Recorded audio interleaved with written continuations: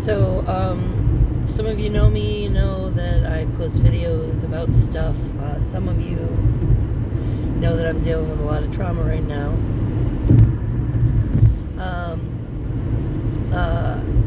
Some of you know that I make these videos to talk about things. I don't know if I'm going to post this one. I'm just going to put that out there. So if you actually end up seeing this, it means that I ended up deciding to. I'm angry because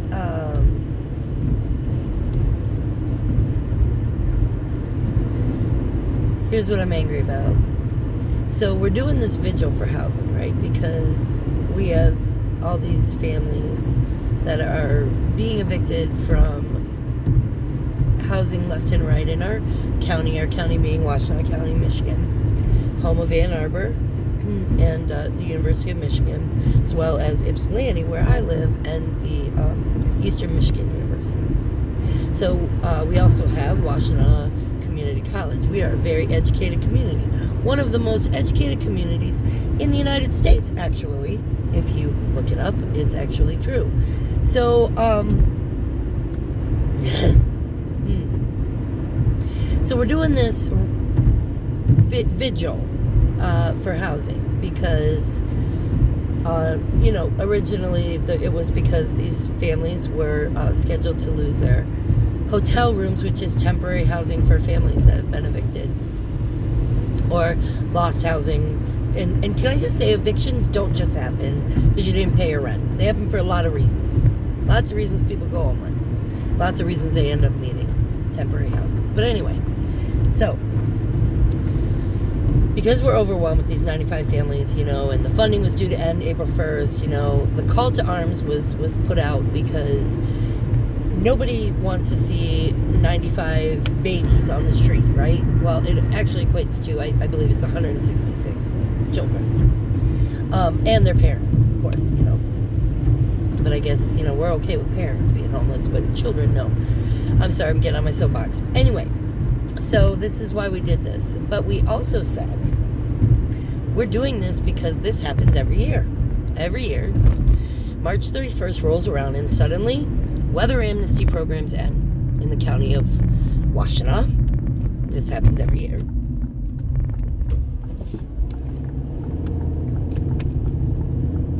We know it happens every year.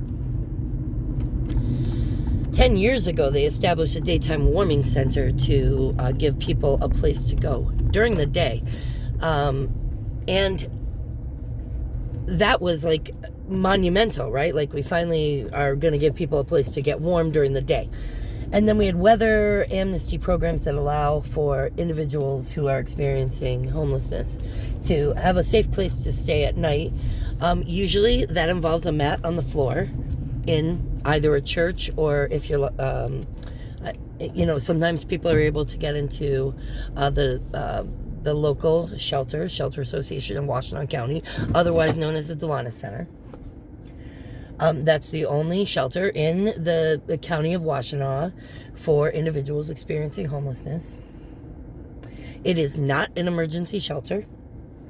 You cannot walk in there today and say, I have nowhere to sleep tonight, and have somebody give you a bed.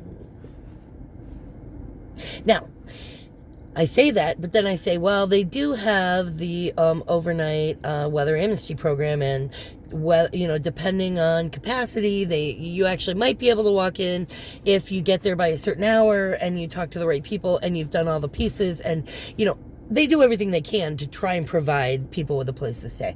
This is not the fault of the Delanus Center. I want to be very clear about that. This is not the fault of any of our housing providers in this community. This is how this system has been functioning, right? And I get it, like systems fall apart, things happen, but we know it, and we know it every year. And every year the response is a list at the Daytime Warming Center for people to put their names and contact information, because they don't always have phones, or where they can be located physically so that we can provide them with whatever they need to be able to camp. Tents, sleeping bags, heaters if possible, hand warmers, And then we get, if we're really fancy, maybe some things to help you start a fire, like the stuff you need to survive in the wilderness. Like, this is what we do every year. There's a wonderful organization here called Washtenaw Camp Outreach that does this stuff, and they do it really well, and they care. They will help you, like, if you need to find a place to go that's safe, they'll do that for you. We have people doing these wonderful things, but every year we know this is coming.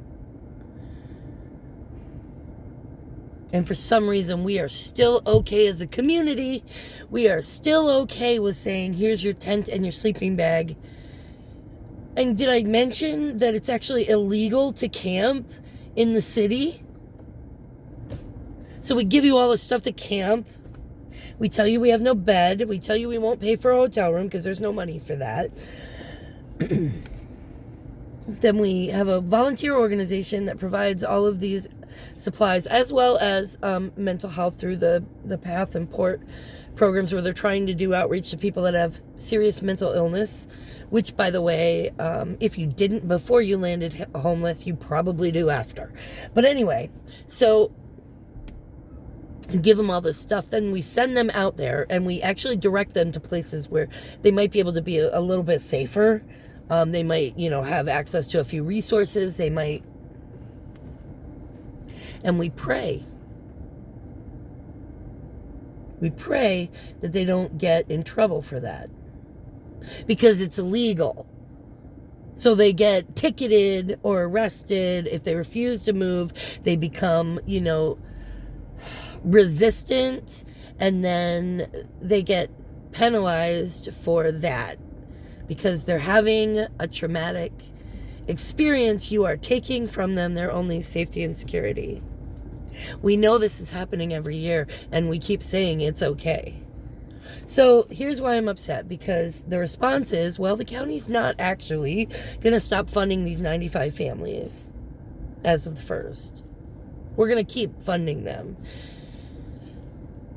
It's wonderful. It really is. I do not want to downplay that success at all. Like, absolutely. Yay. Hooray. I am so glad, because I know what it's like to have kids and live in a hotel room. I know what it's like to have kids and try to find housing and not have enough income to pay for anything, and have everybody look at you like, what is wrong with you? I get it.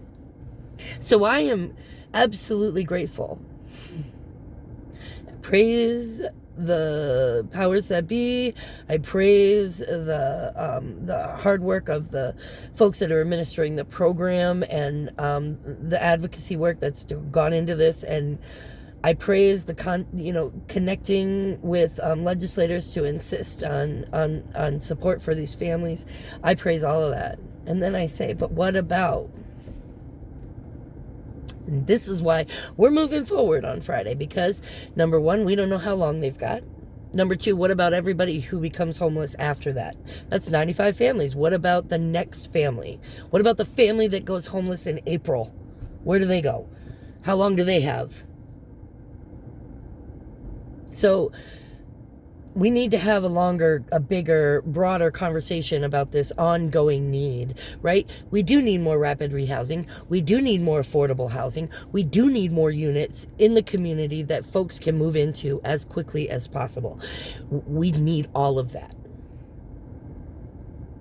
We also need alternatives for other people that don't fit that model. I don't know how else to say it. People are not cookie cutter people. We can't cookie cutter our way out of problems that involve human beings. We have to broaden our ideas, broaden our thoughts, broaden our conversation. But even more than that, we need to address the immediate need. And the immediate need is for emergency shelter for individuals who we are going to hand tents and sleeping bags as of March 31st, because they have nowhere to go April 1st. And that's not just at night, that's also during the day, because the daytime programs end also. So they're going to be back on the corners, back on the streets, and people are going to start complaining about them once again.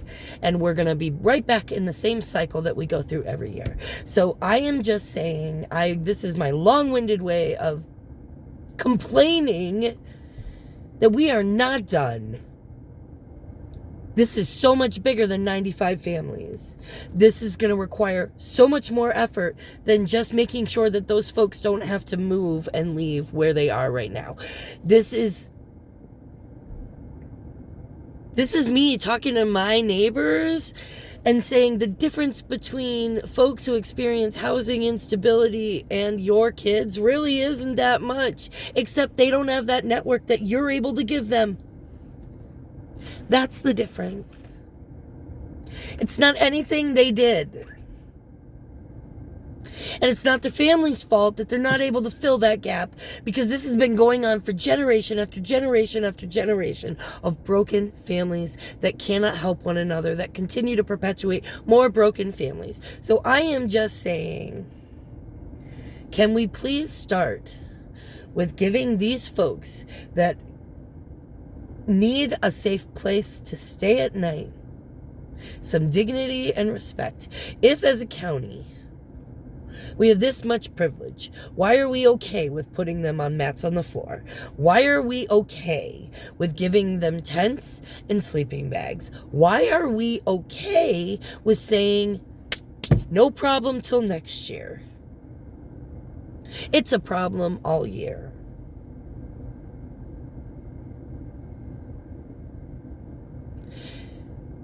If we have vacant property in this county, then you tell me why those folks are sleeping on mats on the floor.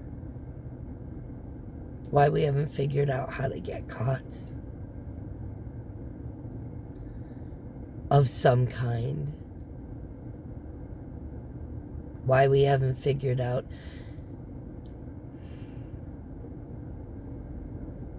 tell me why those vacant buildings stand empty when we're asking the community for tents and sleeping bags we desperately need to shelter these folks. You tell me why this is okay, and I will tell you, okay, then I won't ask for an emergency shelter. But we got nowhere for those folks to go. These are also folks who have failed out of other programs. We have some folks who have been through every program we offer. Don't they still deserve safety and security? Don't they still deserve to show up somewhere tonight and say, I got nowhere to sleep tonight and I don't want to die? I don't want to become a victim of a crime because I'm not sheltered. I don't want to commit a crime because I'm not sheltered.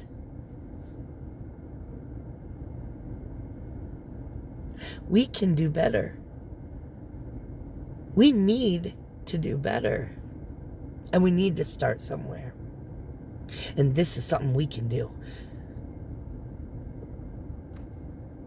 And I guess that's all I got to say.